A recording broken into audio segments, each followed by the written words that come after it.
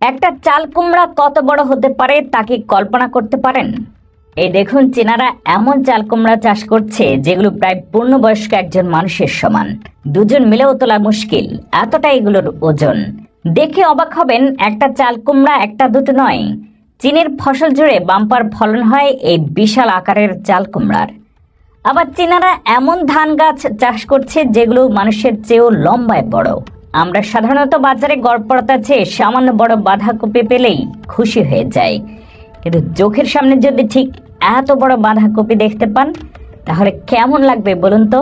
চীনে এত বড় বড় বাঁধাকপি চাষ করা হয় যা দুহাতে তুলতেও কষ্ট হয়। এবার দেখুন লাল টকটকে মরিচ, কিন্তু আকারে আমাদের দেখা মরিচের চেয়ে কতটা বড়। এক একটা হাতের তালু চেয়ে বড় বলা যেতে পারে। বড় আকারের মধ্যেও বিভিন্ন জাতের মরিচ রয়েছে। এই কাঁচা মরিচগুলো দেখুন, লাল মরিচের চেয়েও এগুলো কতটা বড়। মরিচের পাশাপাশি পেঁয়াজও কিন্তু এমন বড় পাওয়া যায়, এক একটা পেঁয়াজ বলের সমান। আর চীনাদের চাষ করা আলু দেখে তো রীতিমতো অবাক হয়ে যাবেন। এই দেখুন আলুগুলো কতটা বড়। আলু ছাড়াও এক একটা মিষ্টি আলু তো আরও বিশাল, সেগুলো একজনের পক্ষে বহন করাও কঠিন হয়ে যায়।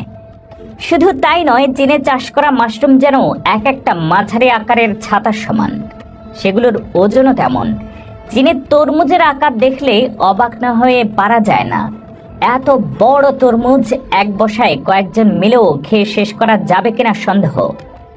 আমরা যে সরিষার দানা দেখেছি তা কিন্তু ছোট ছোট, কিন্তু চীনে চাষ করা এই সরিষা গাছ আর সরিষার দানাগুলো দেখুন, গাছ বড় তো বটেই, সেই সাথে সরিষার দানাগুলো যেন এক একটা মটরশুঁটির মতো। অন্যদিকে চীনার শসা কত বড় হতে পারে তা যে কাউকে বিস্মিত করবে। সাধারণ শসার চেয়ে এই শসাগুলো বহু গুণ মোটা। আবার এই দেখুন, এগুলোকে নিশ্চয়ই বাঁশ ছাড়া আর কিছুই মনে হবে না, কিন্তু জেনে অবাক হবেন এগুলো বাঁশ নয়, বরং আখ।